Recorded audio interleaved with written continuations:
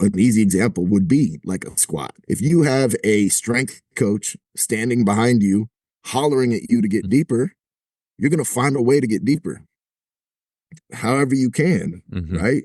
And over time, you learn that that's how I got a squat to get this guy off my back. A lot of times, if you look at their force time curve, you'll see a divot or a chunk where they relax to pass certain ranges of motion that maybe they don't have the mobility for, or maybe for whatever reason. And that's the equivalent of the dude, relaxing to get past a certain depth barrier in his squat or something like that.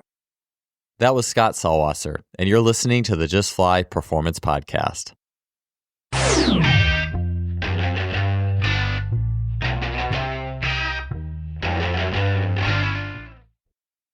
Today's podcast is sponsored by Gym Studio. Gym Studio is a frictionless gym and studio management software. It can effortlessly manage memberships, schedule classes, track attendance, and even automate billing. To check out what Gym Studio can do for you, head to gymstudio.com and set up your free 14-day trial in less than 5 minutes. Welcome to another episode of the podcast. Great to have you here. Today's guest is Scott Salwasser. Scott was the very first guest ever in this podcast series, and he's currently working as a sports performance specialist at EXOS. Previously, Scott worked in the high school setting, extensively in the NCAA Division I football setting, and he also worked at Sparta Science in the private sector before his current position. Scott is a leader in assessment, technology, and data points, as well as integrating that technology into a practical performance training session. On the show today, Scott will be talking about his experiences and transitions away from the NCAA performance sector. He talks about work in the high school arena, as well as his evolution of athlete assessments for speed and movement abilities over time. He also talks about meeting the evolving needs of an athlete. This and much more on the show. It was great having Scott back on. Let's get on to episode 447 here with Scott Salwasser. Scott, it is great to have you back. I know guest number 1, I think 200. So we're at like the 200 show interval just about here, give or take a few. It's great to have you back on, man.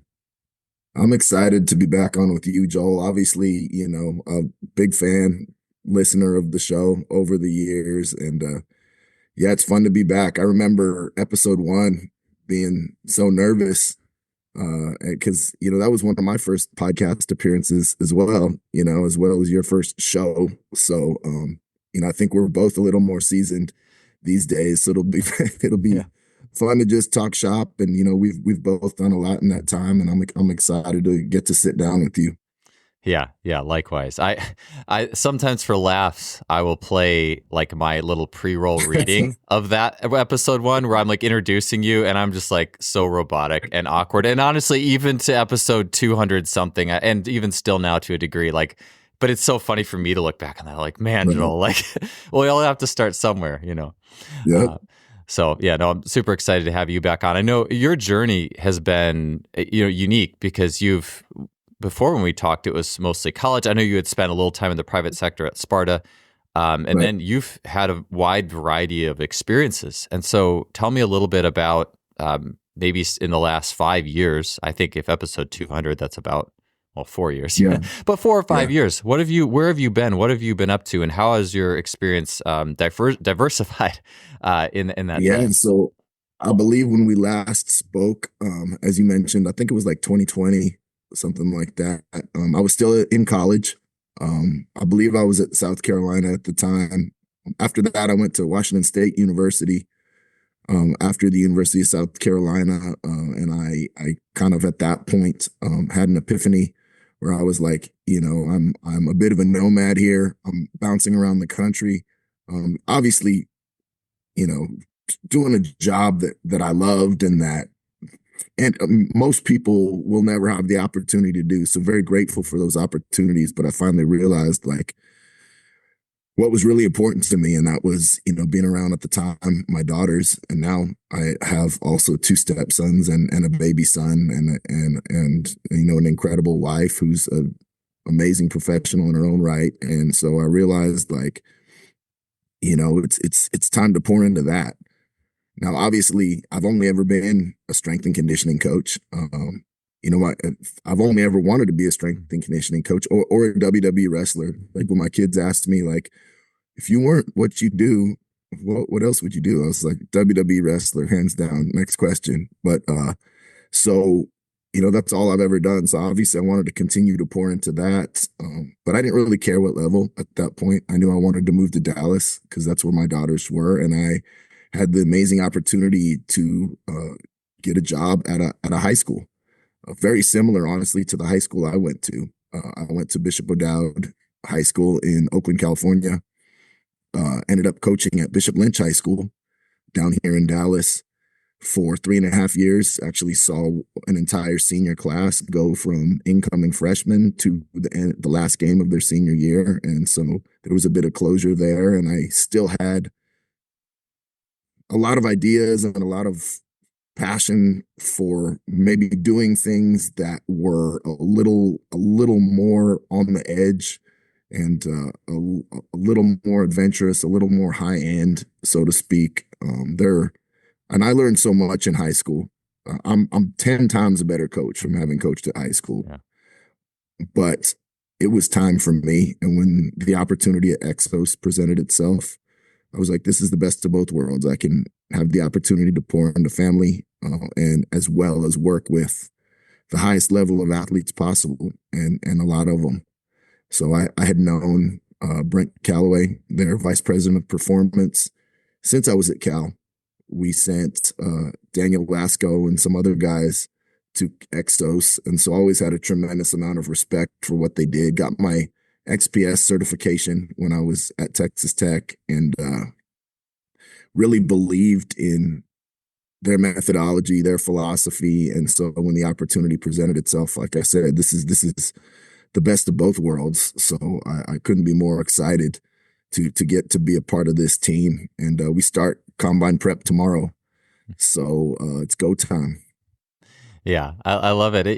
With I think about quads sometimes, like working in Olympic sports back at Cal is like you worked on quads a little bit with the athletes who were going to the Olympics. And I think especially that level of Olympic athlete like you had at Cal. Yeah. Like real Olympians. Yeah, I'd heard. Yeah, you'd hear like sometimes I'd hear like read like a Bondarchuk book about putting in the best exercises the year of the Olympics, or the most responsive, or maybe you have a low volume year, the Olympic year, or whatever. But it never became reality until you actually had coaches who were talking about these things, and so it was so interesting. But I think about what you said in high school, that you had athletes you saw from freshman up to senior.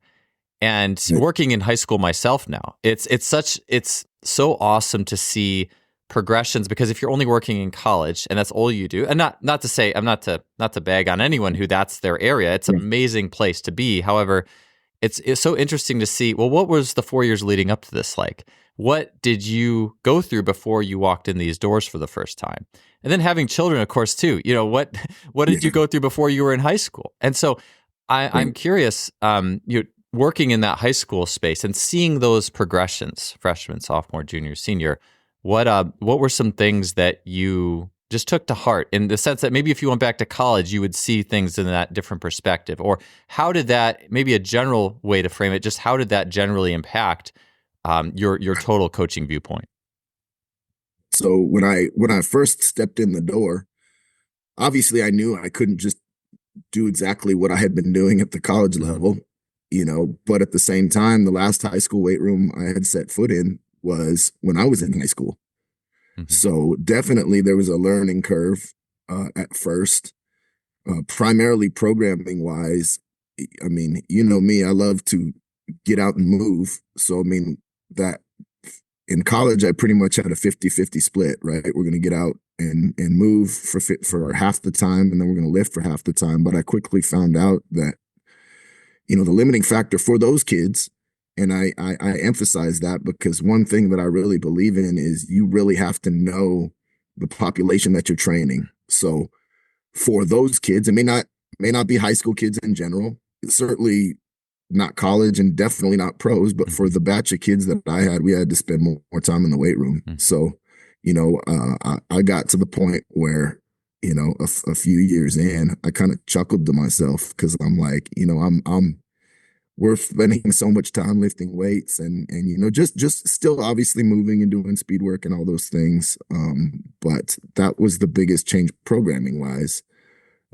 Every year, one salient thing to me is every year we would take I would take a picture with the class that I came in with from the freshman year to senior year, and it was crazy. Like the difference. I mean, literally little kids to guys that were like, more muscular than me by the time they were seniors. And obviously that's a testament to us doing the right things, but really it's a testament to them, because I had incredible buy-in from particularly that class in terms of belief and effort and commitment, and more so than just them. And this is big in high school. I had great buy-in from their parents. Because you only see them a certain portion of the time, and if they're getting, if their parents don't think it's important or don't support it, then that growth isn't going to happen as much as well. And we're both parents now of kids, and I always think about that. Like, I've got to support what they have going on or what the coach is doing, because if it's not important to me or I think it's stupid, it's going to be stupid to the kid. So we had incredible buy-in there. But the biggest thing, and this is coming from my interactions with parents at the banquet and when they found out I was leaving, and it sounds kind of corny or cheesy or whatever, but I had so many parents thank me for impacting their son psychologically, spiritually, confidence wise, like accountability wise, discipline wise, which is crazy because I do things the way I do things, and that's all a part of it, obviously. I just believe it's a part of a successful strength and conditioning program. But to work with kids that are the age where that like makes a difference and could potentially change their life. I think back to when I was in high school, my high school coach changed my life. Back then the strength and conditioning was, a little bit different, but football wise changed my life, made me understand like being serious and really committing and pouring into something, so to hear that I gave them gifts, because some of them will play college, God willing, maybe one of them will have a chance to play pro, most of them, this will be it, high school, but those gifts keep on giving, right? That's going to make you a good husband. That's going to make you a good employee, right? That's going to make you a good father. So I'm grateful for that opportunity, Yeah. Yeah. I think that's one of those things where the practice almost looking at, well, what's the core of what I do, or what's the core of this career or discipline? And it's not just athletic performance in the purest, if we just took it and said, oh, it's only mechanical. This is only what transfers precisely. And here's all the little things. And it's only that, you do rob yourself. And you mentioned it, the spirit, that deeper purpose. And it's hard, I think, about, maybe a butterfly is almost a little kind of, I don't know if frilly is the word, but like the transformation, right? Like there's a transformation. It's a deeply transformative process. And I think if you start there almost, instead of, and again, I love transfer. I love trying to tweak out lifts and movements to tweak that out. Sure. We all do. Yeah. But starting with the spirit, I think, is something that if you get away from that, you actually even lose the other pieces too, because there's like the heart of the individual as well. And I find too, when, not to get off on a rabbit trail, but when you capture someone's spirit in the training, a lot of times their body, even their technique can change. Everything changes. It's like we're a multifaceted system. So I just think that's worth repeating. I've found that over and over again, especially as I get older. Yeah, it's you're always going to do better at what's important to you, right? Like if it means something to you, you're going to do better. And that's most of those kids, that's their first experience with lifting a weight or running a sprint. And had it been a bad experience or a negative experience or even a neutral experience, that might have been it. I'll work out maybe here and there, but hopefully some of them fell in love with it and they'll continue to think about what we did and the lessons we learned, for the rest of their lives. So yeah, no, you hit it on the head. Yeah. Yeah, there's something about just the way a muscle grows too. That's so like, wow. We think back to our own first experiences with weightlifting and strength training and you see those early transformations. Yeah. So, yeah, tell me a little bit too so especially with the strength piece and those athletes walking in. And I know something we were going to talk about today was the strength piece as it relates to the ultimate speed output, because you could have the best biomechanical knowledge in the world, but if you don't have the underlying physical qualities, those wonderful biomechanics are going to have an extremely difficult, if not impossible, time actually manifesting themselves.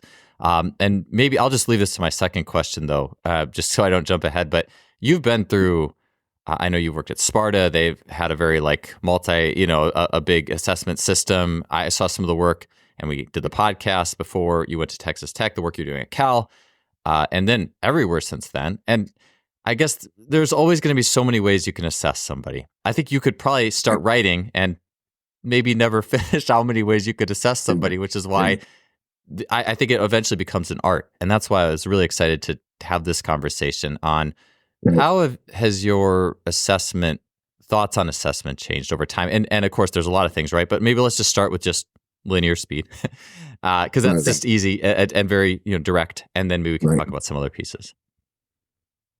So I'll kind of cover this with different populations, because obviously the what we can spend the most time on is talking about what we'll do actually all day tomorrow when these combine guys come to us, because you're talking about a population that for most of them, their focus is going to be linear speed, that 40, right? And that's going to make potentially 7 figures for some of these guys. So we could talk about that. But I'll start at the lowest common denominator, high school. I think a lot of times it depends what tools you have as well. There's so much technology available. But at the high school level, that doesn't mean that you have it. I was fortunate that I actually did have a lot of technology at the high school level. And it was mainly because it may seem kind of counterintuitive, but the weight room that we had was a solid weight room, but it was, to me, as full with equipment as it could get. So I'm like, okay, what can I purchase that'll help these athletes? Another glute ham or another set of dumbbells. Like, number one, there's nowhere to put it. But number two, how much is that really going to move the needle? Well, I can purchase stuff that has like virtually no footprint and can give me tons of information that I can use to actually affect my programming and what these kids need. So I had GPS units, I had smart jump mats, I had Tendo units on the racks, I had a laser timing system. So, for high school, I didn't really have a big elaborate assessment system on the front end, like we will obviously at EXOS, mainly because my assessment was ongoing every day with these kids, gathering data. Whatever we were doing that day, I was going to gather data from it, whether it be sprinting, and we do that obviously at EXOS too. But obviously we've got, for the combine guys, 8 or 9 weeks, so we can't waste time training something that doesn't affect their performance. But with obviously the high school kids, they're at a lower training age. And funny enough, so this will more to the point answer your question. I actually did force velocity profile one I think it was my second year. I'm like, okay, this I'm gonna just really be over the top here, and we're gonna get it. And for lack of to oversimplify it, basically told me that we were bad at everything. So that was enough right there for me to know, okay, this is going to be a balanced program. We're going to work on everything. We're going to get better at everything, and that's going to move the needle athletically. So with that group, it was every day is an assessment, right? We're going to train. If we sprint, we'll time it. If we lift, we'll know how fast it moves and how much weight is on the bar, and we'll try to do better next time. As far as college, a little bit deeper. That's where some of your force velocity profiling, whether it be in jumping or sprinting or lifting, guys will sort of begin to cipher out at that point because of either genetics and what they're good at, but also their high school experience. Right now, my guys hopefully will go to college, and their strength coach will take them and he'll assess them, and he'll be like, "Wow, like you look pretty good. You know your way around. You're maturing here, but also like these outputs look pretty good." So obviously by that time, you can start to bucket guys and address needs a little bit more to some extent, as well as there's typically a larger sports medicine PT component at that point where maybe they can give you a little bit more information about either guys' injury history or areas that they see guys being deficient in, and I just gather info. The more info, the better, in my opinion. Now, that doesn't mean that I'm going to gather info I don't mean to act on. And if there's one thing that I can say, assessment-wise, is my biggest thing is only gather data that you're going to do something about. Back in the day, GPS-wise, you would sit around the computer. Wow, this guy ran 7,000 yards. Wow, this guy did that. Cool. I'll see you guys tomorrow. Yeah. That's the point, right? Yeah. Like, and there is a bit of a learning curve where you can't jump to conclusions right away. You have to take a look at the data and make it make sense. But to me, I want to know, and I'm going to try to do something about it. So you look at less things in high school, a little bit more things in college, and like I said, guys will start to differentiate themselves a little bit in college, and then beyond that, to me, like that's where it can really make a difference, because you're to the point now where most of these guys have been training for quite a long time. They've been training in different programs that emphasize different things, that had different expectations and different standards. And now, speaking about my current position, they're all coming to you under one roof. And so we've got to take a look at them from all angles, right? We're going to look at them PT wise, injury history, but also bucket them as far as limitations, strengths and weaknesses in terms of mobility, stability, specific joints that need mobility or stability, and label them with specific labels that'll tell us as performance coaches, okay, this guy, I know that he has trouble extending. All right. I know that maybe I know he has trouble bending. Right. And then the next step beyond that, we're going to get him on the force plate. He's going to jump. We're going to get him on the Nord board, look at hamstring strength. And then from there, you take the PT data that you have and you say, okay, so this guy had trouble extending. I look at the force plate. Yeah, he's not producing as much force as we think. All right. So this guy needs to work on force production, needs to work on extension and things of that nature. Maybe rotation as well. So that would be one example. All right. And then the guy that needs help bending or mobility wise, maybe he comes in, he jumps, and we see that, all right, eccentrically, he's on the force plate. Eccentrically, he's pretty solid.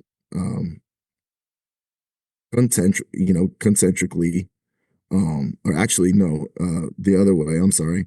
Eccentrically, he struggles. Concentrically, he's good. So he's able to produce, right? But he can't absorb. So he's an absorber. He needs to work on being able to bend. And as a side effect of bending, he needs to absorb better. And those are just two examples of a quick and dirty way that you can, based off of some of the stuff that we do, you can look at a guy and say, okay, so when I watch him move, obviously the guy that's can't bend and weak eccentrically probably gonna have trouble changing direction, decelerating and the guy that needs help extending, needs help producing force, probably not going to accelerate to the best of his ability right now. So in the weight room, we can address those things. Okay. You need help eccentrically, you need help bending, you need help producing and output. Those are simple ways that you can address that in the weight room through the strength component, but also through your prehab or whatever you call it. We call it pillar prep, movement prep. We can work on those mobility and stability needs as well. Yeah. With that, I want to go back to the high school real quick because you mentioned, I thought that was really interesting. You mentioned your second year force velocity profiling high school kids. And it makes me think, an anecdote that came to my mind was Dan John had talked about, this was in the context of discus and track and field. And I think it was a kid who threw like 140 or something, which is not, that's it. I mean, it's okay. It's not great. But about like, oh, I need to get on this periodization plan, or how am I going to plan out my training? And Dan was said something to the tune of, until you throw 180 or something like that was in that upper level, don't worry about it. And I think that principle just in itself, and so often principles that are put into a story are so much more, they stick with it. That's why that sticks with me, because it's track metrics. It makes sense to me. But it's kind of like that same thing of you have to learn to train. And that's not just, oh, well, if I do this training program, that will take me. There's also something inside of yourself you have to learn, doing the simple things over and over and over and over again, and fixing your lifestyle. Like you mentioned, like I think there's probably a very different context of high school kids who are more under the influence of whatever their parents are, and then college, it's the influence of whoever they hang out with and trying to figure out their own habits and things like that. So there's this, to me, that's almost one of the bigger, especially in a world of technology and all the things you could possibly do. You can go on Instagram and learn 100 different ways to do sprinting and jumping drills and plyometrics, and to be able to sit with very simple things for an extended period of time, as long as you are engaged, but to learn how to train and manage through simple things effectively, and then open yourself up to, okay, now let's get into this more upper level profiling tier. I just think it's so like you said, learning to train, right? Because you play high school, you play college, now you come to a place like us. If you know how to train, regardless, now whatever we do is going to be more effective. If it's never been important to you and you haven't really had to pay attention to detail, because it's more than just effort, right? It's attention to detail. Yes. That's a huge piece, right? Intent. Yeah, awareness too with that. One of my colleagues, Roy Holmes, had posted about focusing on not always progressing by intensity, right? But focusing on intensifying with intent, right? Sharpening your focus. And if you're doing something for a specific purpose, like make sure it's about that purpose. And I think that's the thing. So I think you learn how to train, and then whatever coach you come in contact with, whatever facility you go to, you have a chance. But if you've got a kid that's why I always prided myself. I said, look, if you come out of my high school and you go to college, you'll fit in. You'll be able to, whatever they throw at you, you'll be able to handle it. They'll be able to tell that you know how to train. So that's the thing. And I think, but with the intent piece, that's where the metrics and the technology really helps. That's where I loved it. Even at the high school level, is you have a kid run a sprint that's laser time, he's going to run harder. You have a kid, you're working on explosive strength or speed strength or any avenue in the weight room, you get a VBT feedback on that, the bar is going to move faster. Obviously, you're making sure that it looks right and the technique's there and it's safe. And I mean, that goes without saying. That's obviously the most important thing. But that intent piece, that makes sure that what you're actually trying to train, whatever that stimulus or whatever that outcome you're looking for, that ensures that ends up actually happening. Yeah. Something that I agree. I think it was a recent podcast I did with Chris Corfist and Dan Fichter. And I love like their links into like the DB Hammer like universe and the basically like the complexes that came out of that, where they're mixing or layering like 4 different means together, like a fly 10, a flex leg bound, a altitude drop, a single leg line hop. And I had asked them something about, I don't know if I want to make sure I don't butcher this, but basically like the idea of, do you always train like that? And I want to say, I'd have to ask them if this is true, but I think the general vibe I had got was, before you start to get to that, which I guess you will, is first just go learn to get the gates out and run as fast as you can. There is a skill to that. Like this, just get good at that for at least a little while. And I think as well about people who, where there has to be like, okay, well, we have to have this perfect program. A lot of times if you go to the session, that person, they may struggle more with the session. Like there's that problem solving in the session, not only problem solving, well, whatever it is I'm asked to do, but even problem solving your own mind, problem solving your effort, like your effort level, be it maybe you're trying too hard and you can't figure out how to relax a little bit, or just anything like that.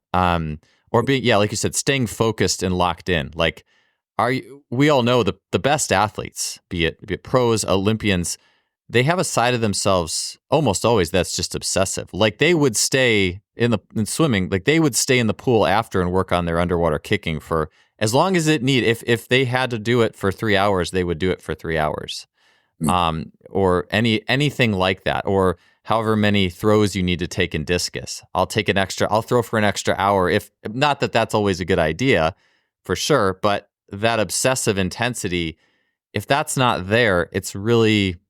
It can be more challenging. The programming can't make up for that, is what I'm saying, on some level. Not everyone's going to get to an extreme level, but there should at least be some of that cultivated, certainly.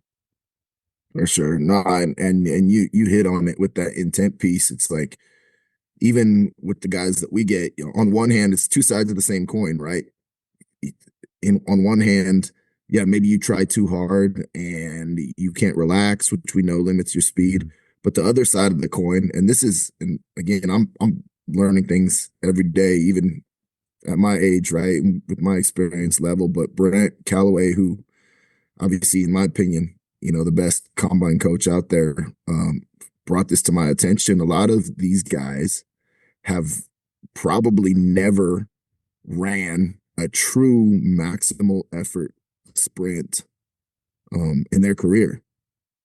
And you're a track guy, that like the guys running 100 meters at the Olympics, like that one sprint, like takes a year off your life, right? Like, it is absolutely everything. And that's what we want them to do at the combine.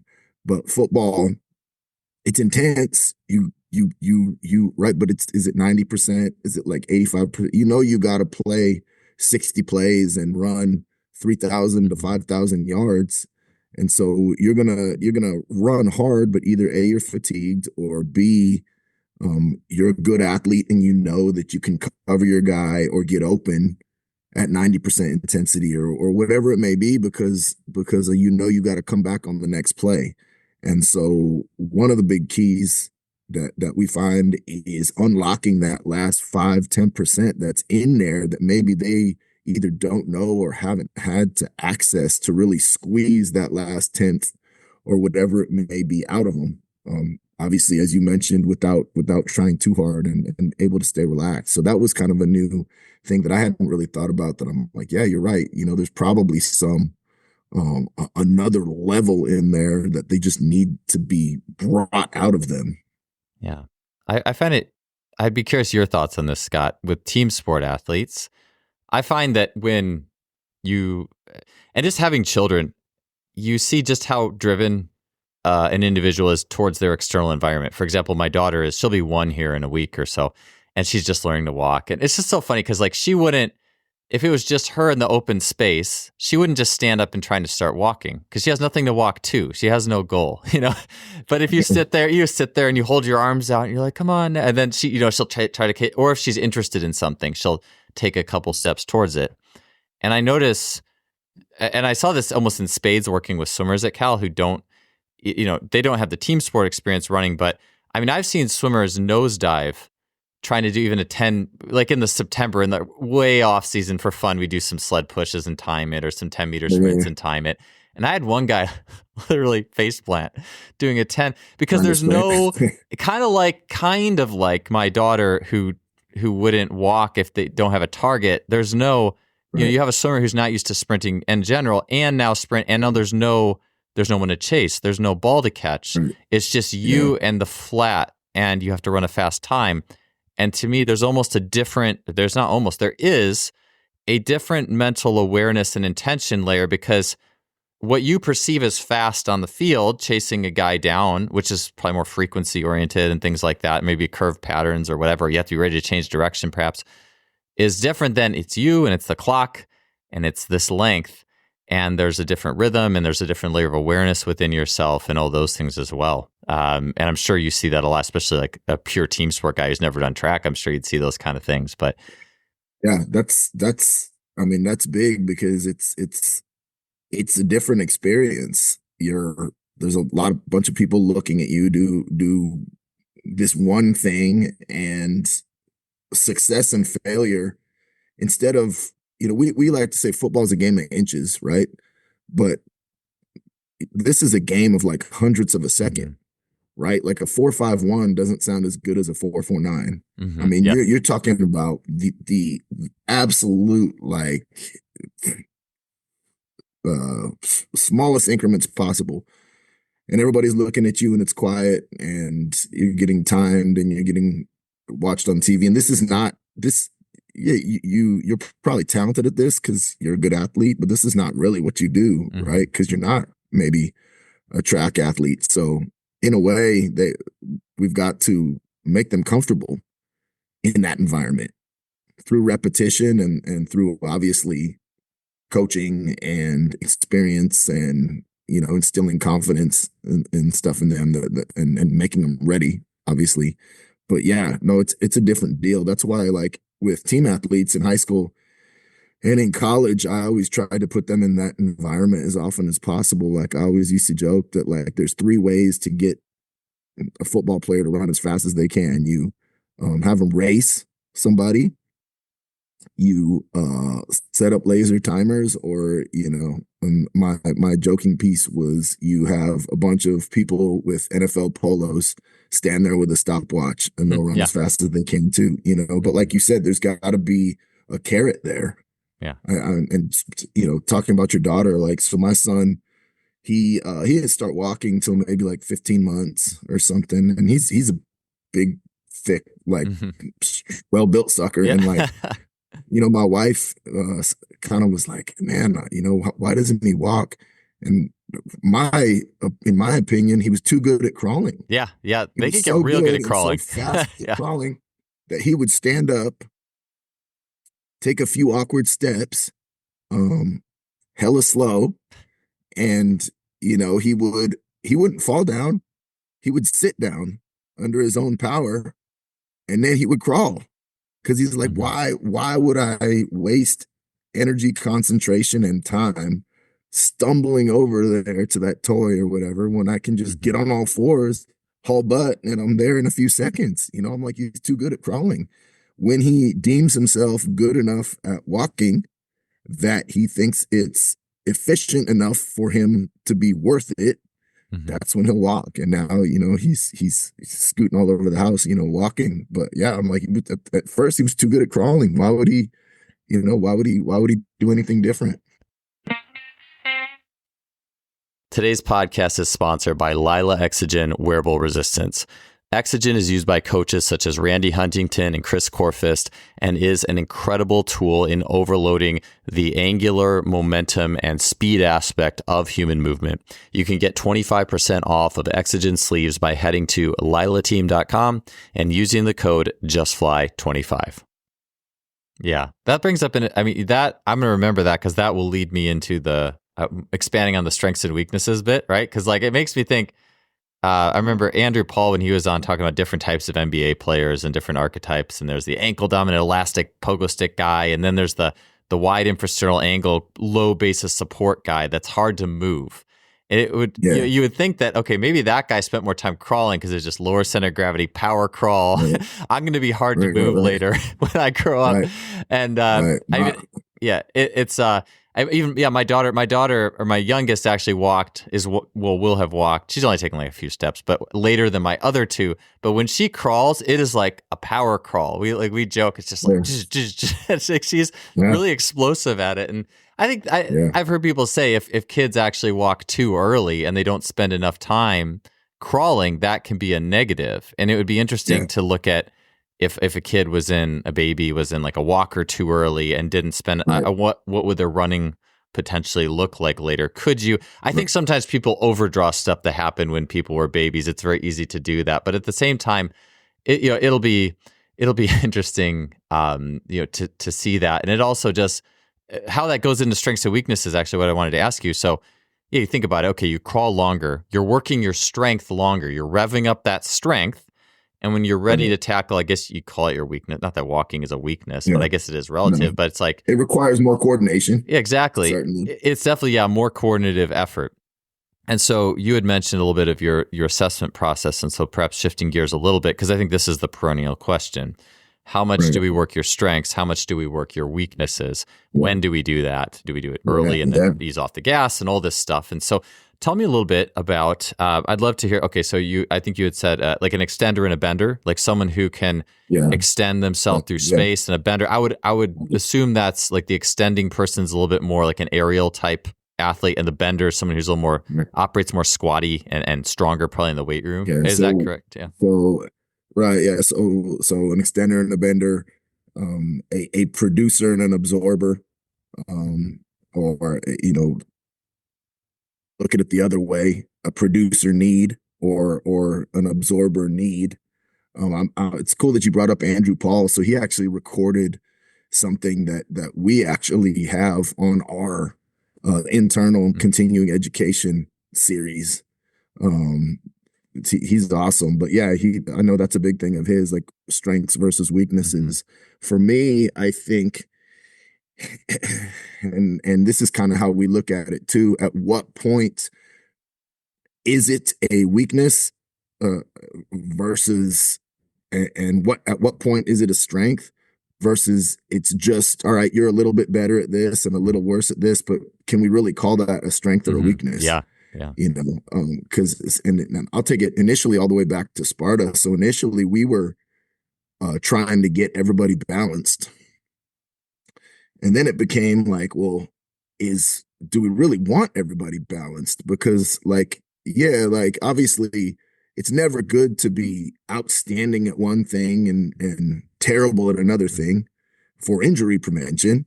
But shouldn't this type of athlete be shifted a little more this way and this type of athlete shifted a little more that way? And we called it a movement signature. And so that's kind of the direction they went. They went, and that made more sense to me because I'm like, a running back should move differently from an offensive tackle, not just the obvious things like output, right, speed, whatever, but also the way they move. As you mentioned, there's the squatty, like immovable person, and then there's the bouncy aerial person, right? That's two different ways to move.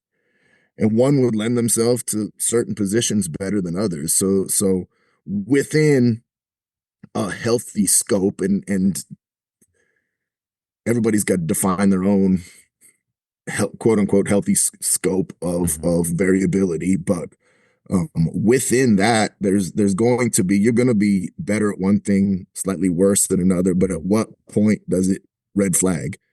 Right. At what point? And so we're fortunate enough to have those thresholds from tons. We utilize VALD, Force Dex from, tons and tons of VALD testing. And also I believe there's some NFL research out there too from NFL players and force plate data that I've come across as well. That isn't internal, but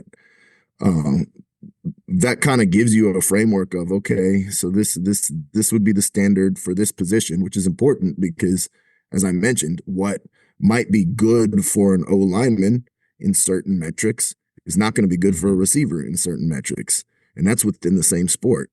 But assuming relative to their positional counterparts, okay, like he's a little bit better at this, a little worse at this, but it's still within that, safe area, which I would say we typically consider 75th percentile and above pretty solid, not a weakness, even though you might be 99th percentile in one thing, which we see all the time, right? Like this guy's like I can think of one of the early attendees that we got that's 100th percentile in every type of production metric, if you will.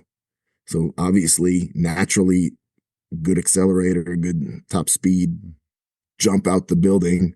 75th percentile in eccentric qualities, so which we would consider to be absorption. And PT assessment struggles with bending. To oversimplify, right? We've got special terminology and look at a bunch of different joints, but to oversimplify, struggles with bending more so than extending. So he is an absorption need. Yeah. But he's still better than most at those things. Yeah. He's just not, relative to himself, great at those things. So that's a situation where I think that you would keep that in mind. We would work those areas, which we will work those areas, but you're not going to lose your mind over it because, he's still pretty good at those things. He's just not as good as he is at other things, but now if he were 50th percentile or below, then all of a sudden it becomes dangerous because now you're driving a car with a huge engine and no brakes. Yeah. Now he's a danger to himself, right? So I think there's definitely a line to cross where, okay, these are his strengths and these are his weaknesses. We're going to address the weaknesses. We're not going to change every movement in his program to try to get him to absorb better. Because like you said, what if we take him from 100th percentile to 90th percentile in the concentric qualities? Did that now? Yeah, you're robbing Peter to pay Paul. So work on his weaknesses slightly. If it's a situation where it's a red flag and it's a risk. So take for instance like symmetry, which we define as one side versus the other. About 15% asymmetry is typically what we consider to be a red flag. So if you're 9% or 8%, might that be something to watch for? Sure. Might here and there you, especially in some of your prehab, pillar prep, movement prep stuff, might that be something to focus on? Sure. But you're not going to lose your mind over it and change every exercise, in the program. But once it climbs above 15%, let's say now it's 30% or something like that, not only might you do some interventions, but also it's going to counterindicate certain movements, right? That's maybe a guy that maybe shouldn't maximal effort sprint beyond a certain distance until you get that addressed. So long-winded answer to say, I think to me, more so than just the strengths and the weaknesses, it's to what degree is it a strength and to what degree is it a weakness. And, that's where the technology has really helped. I'm sorry, I'm crowding the screen. That's all good. That's where the technology has really helped because you can put numbers on all those things, right? Like, okay, I know that your left hamstring is 30% weaker eccentrically or isometrically even than your right hamstring. That's a red flag, right? Because we've tested you on a valid, reliable piece of equipment and versus just, that looks, it doesn't look as strong or he struggles with certain things, But again, no one's ever going to be perfect in every category. You just want to make them within a healthy scope, balanced, symmetrical, and then keep in mind their weaknesses, but obviously not to the point where you pull away from their strengths and make them not the athlete that got them where they're going, where they are. Yeah, something that I was thinking of throughout, because it seems like there's a few different revolving boxes of context. Every time you say, oh, this context and that context, it's like, well, it can get frustrating to say, oh, well, it's so specific to this, that, and the other thing. I think an example comes to my mind that I'd be curious your take on this. So like, I think the idea of, like if you wanted to have someone who only did team sports, and maybe they're a running back in football primarily, and now it's like, okay, now do the 40 or the 100-meter dash. Now things change, because now typically in the game you'd self-organize to play the game, and however you run in the game is probably pretty close. Using your own strengths and weaknesses, probably pretty darn close to the window of how you need to run. But once you get to something that's specialized, like a 40 or 100, now let's say you're an extreme, like a squatty person. Like you're a running back, you're very strong in the weight room, you're very squatty, but you need more explode to be good at that 40. Maybe it wouldn't help you that much to play football better, but so it's almost like if you're in a specialized context, now this is a window where now strengths and weaknesses are approached differently than and then the other way around, let's say you're Usain Bolt or something like that, or Marcel Jacobs or, Noah Lyles, and they want to play soccer or whatever.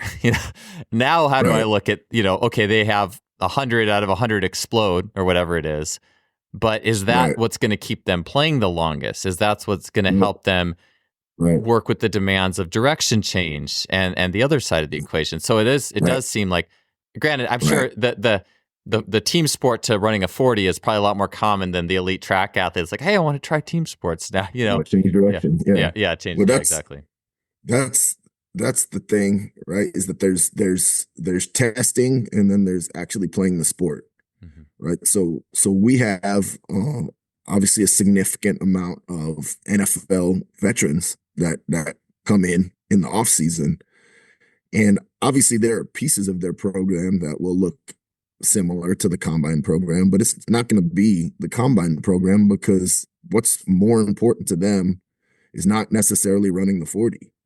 It's not necessarily these specific tests, right? So obviously that program is going to look different. Now it's going to be a similar mindset in terms of assessment, similar mindset in terms of the major categories of methods and means that we'll use, but the overarching goal, number one, is going to make them healthy, get them to feel good, still work on strengths and weaknesses relative to their position, relative to their counterparts.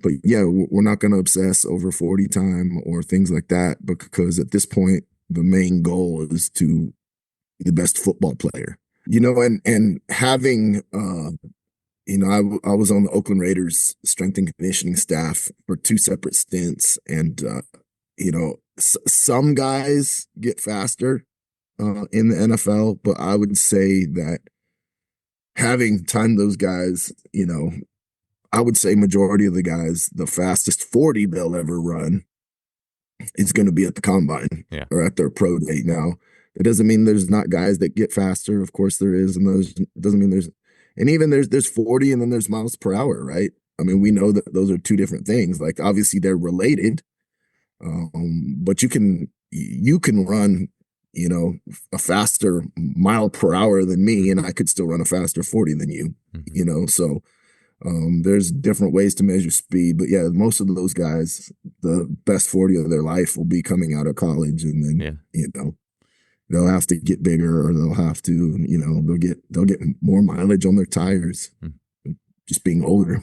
Yeah. It's I like to think about things in the visual of things expanding, compressing, and expanding. Of course, I've done a lot of podcasts with Bill Hartman recently, and the propulsion arcs and all that. So maybe that's always on my mind. But I think about it with longevity, or like across the life cycle of an athlete. Like you grow up and you go through high school and you're expanding, you're playing different sports. And like you talked about with high school, you were introducing the strength piece and you're expanding that piece on your frame. And when you get to college, especially, it's almost like it's the peak of the speed compression if you're talking about that. And then you go pro, and then you have to expand again, because otherwise you're just going to burn out. Like if you keep compressing, I think that's even the thing too, where you talk about, well, how much faster do guys get across like a lifespan of 4 years at college from freshman to senior? If you kept compressing all those 4 years, or you didn't have a plan of how to, get from here to there over time, it's like there is that gradation of, all right, we're going to expand things, and then we hit this peak compressive point, And then we learn to re-expand so you can stay in the game and do the needs of the game. And I think that's in my mind as well with Derek Hansen was talking about Jerry Rice. And, we were both worked at Cal, like running, San Francisco, running in the hills of, beautiful, man. It's not like just running on the streets, pounding pavement. It's just like, it's a totally different experience. But, I think about that in longevity and that little bit of aerobic, but also just, all the little things that come with hill running too. So it's just interesting to me. I always think about the Achilles epidemic stuff and all that. And not that starts in the NFL. I think it starts way before. But yeah, it's interesting. It's an interesting thought that I think about is that those cycles of an athlete's career and how to maximize the total effect. No, absolutely. I think too, there's so many different journeys, even within high school, college, and pro, because you've got different coaches, different, both strength and sport, right? You've got strength coaches with different philosophies that are into different things and believe in different exercises and have different priorities. And same with the football coaches. You've got certain sport coaches that I want the biggest, strongest guys, and another coach is going to say, I want the leanest, fastest guys. And this guy is going to be like, I don't care. I just want them to be good on the field and everything in between, right? So everybody's journey is different. So it's like the old, I forget, but nature, nurture, yeah, nature, nurture. So we get a guy, right? There's genetics, but then there's also the path that he took to get to us at EXOS. What was his college strength coach into? What his college football coach, what was he into? What did his high school training look like? And so you've got genetically what they're good and bad at, but also like guy's been squatting heavy as hell for 8 years. Yeah.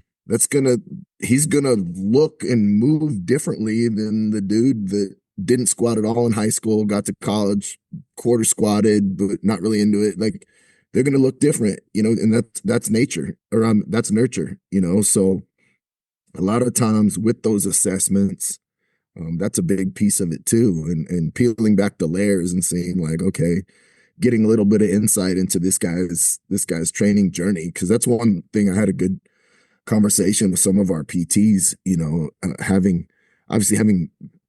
been in college myself, like some of these guys will compensate to meet the demands of what's being asked of them. And so an easy example would be like a squat. Okay, if you have a strength coach standing behind you, hollering at you to get deeper, you're going to find a way to get deeper however you can, right? And over time, you learn that that's how I got a squat to get this guy off my back.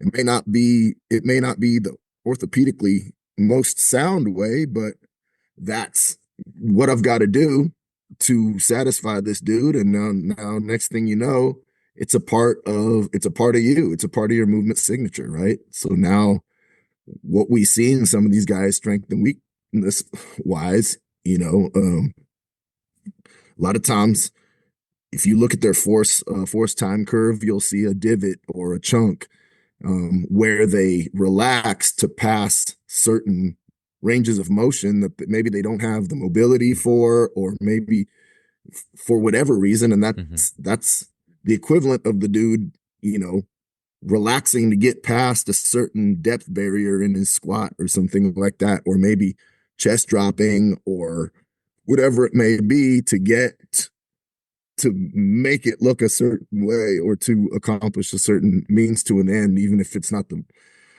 best way. So, yeah, I've been thinking about that a lot, especially going through the Bill Hartman rabbit hole and like, what is your skeleton designed in terms of the shapes that you moved into best in the gym? And not to say you can elevate heels and hit that deep squat more easily, but I'm the exact example in many ways of someone who, it's funny, like I didn't have a strength coach. I had a strength coach 1 year in high school. And it was funny because he was pretty laissez-faire. Like he was not the like I mean, the best athlete in the school, a guy who was the athlete of the year and went on to play college soccer, and 5'9", he could dunk like a crazy athlete. He was the guy who just do, like you said, quarter squats. He would put 135 on the bar, wait, look till the coach wasn't looking, do quarter squats, and then quick walk away.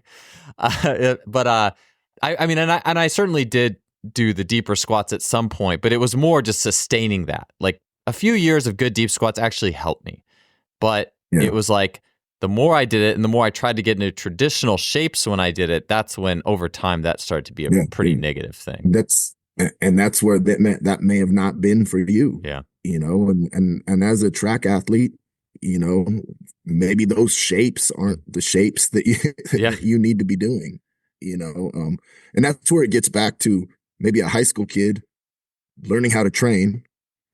And then, a college kid trying to peak out his performance. That's why I do believe as you move through your career, more and more information becomes important, along with, your past, and you've got to look at many more variables and begin to treat everyone as an individual, which it's tough to do when you have like 105 guys.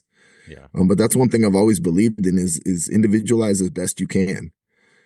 Even if it's putting guys in 4 buckets or 3 buckets based off of certain similarities or certain needs. Like even as I mentioned, in our earlier force plate example, even just having producers and absorbers can give you some insight into needs and deficiencies of certain guys. And if that's as far as you get, then that's as far as you get. If you have the technology and the staff and the understanding and the systems in place to go deeper like we do, then great, go deeper, but Jane, you get, man, you can't just, this is the one size fits all program and we just, it is what it is. You got to look at everybody as individuals, and that doesn't necessarily mean programming wise, right? Like programming wise, majority of it could be the same. Maybe it's this one thing. Maybe it's just their movement prep or their pillar prep, or maybe it's nothing other than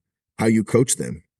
Certain analogies and certain coaching cues with this guy, because you need him to get long, you need him to extend, you need him to cover ground or bounce or whatever it might be. And then maybe the other guy, you need to whatever cues to get him to, stop the earth or something, like get him to, sit down and something of that nature. So it might just be something simple as coaching cues. But when I said bounce, it reminded me of another area, you can potentially individualize that we look at, which would be, outcome jumpers versus bounce jumpers, which, that'll resonate with you being a track guy, the guy that jumps high, but isn't very elastic, and then the guy that's bouncy and his outcome could be better. So you would treat those two guys a little bit differently as well. So, I'm just, as we talk, I'm thinking of certain specific, easy to understand ways that we would look at different athletes that might help the listeners think about ways that they could individualize or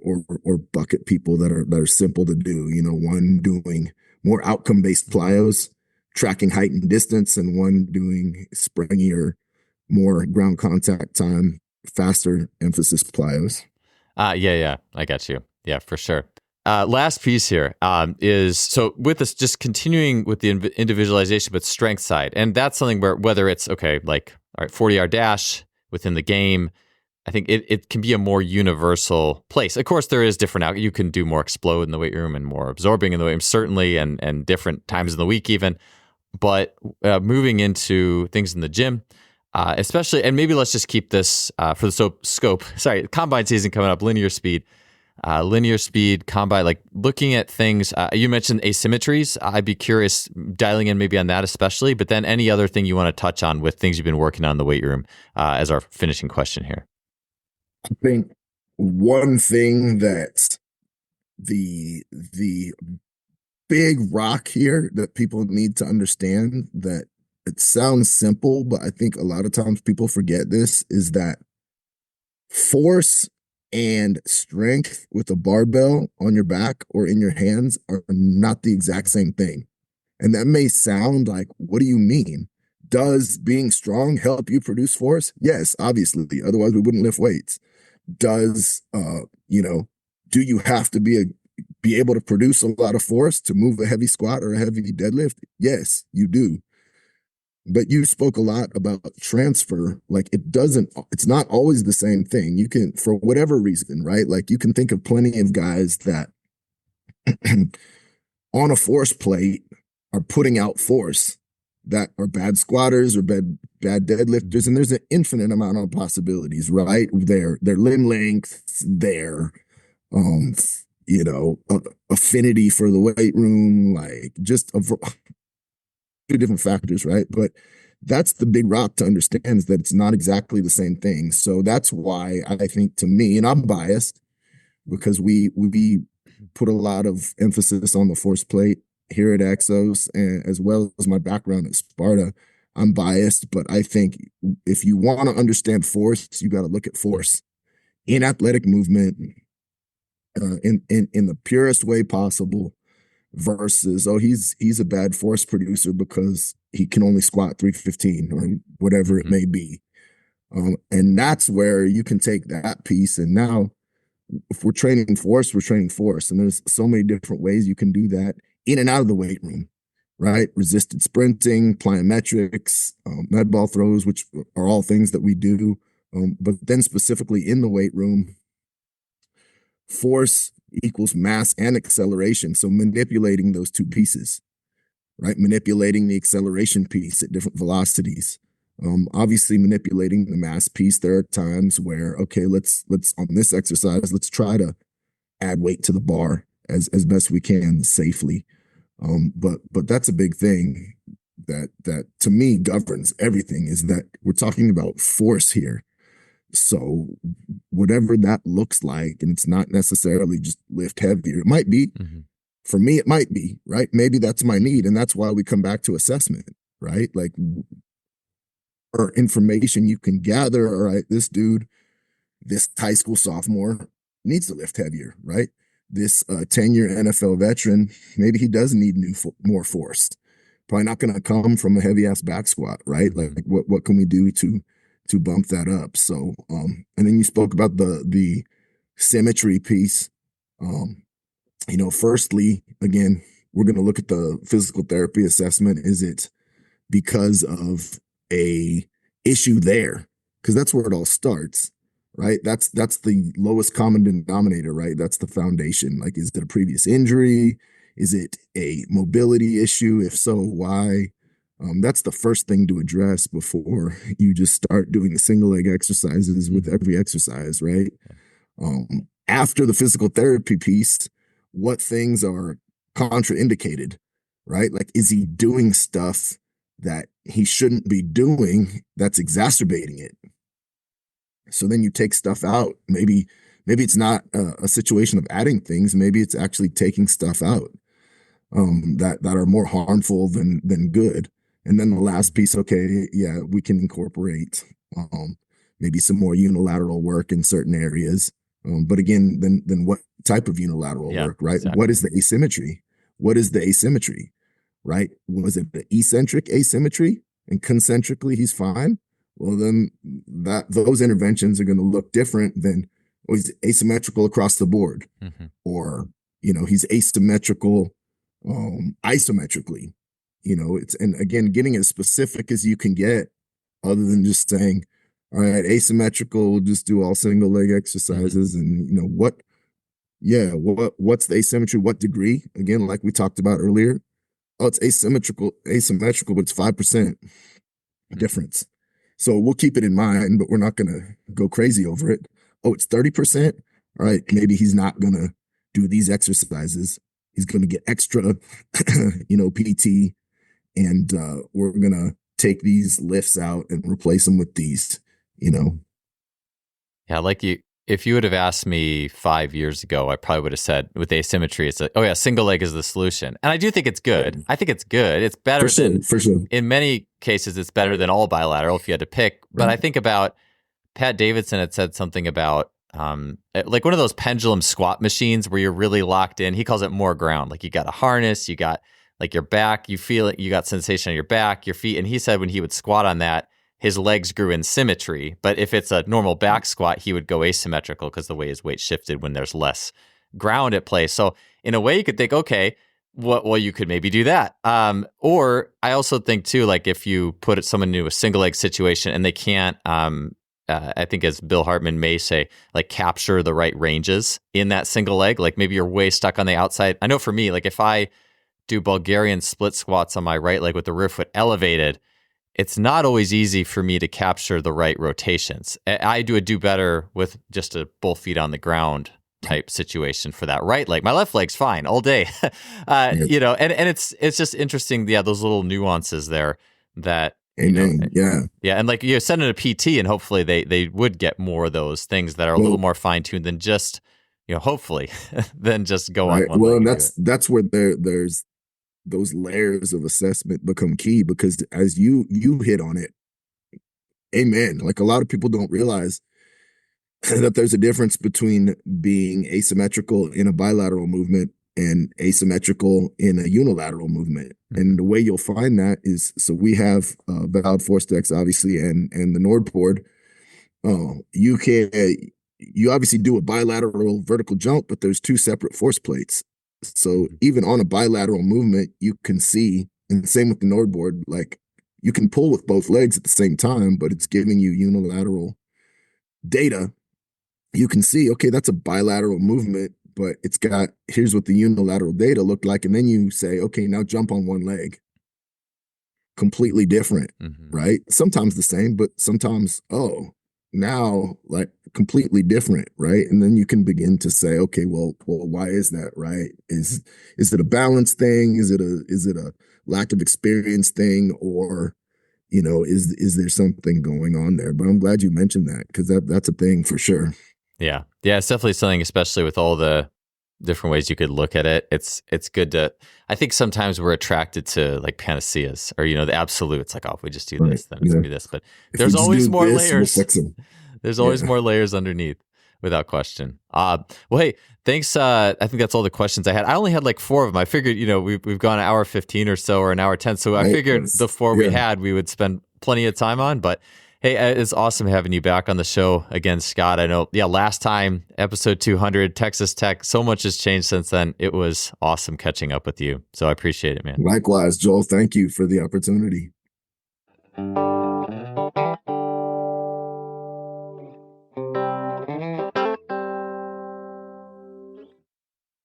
Thanks for tuning in to another episode. I appreciate you listening, and I'll see you next week.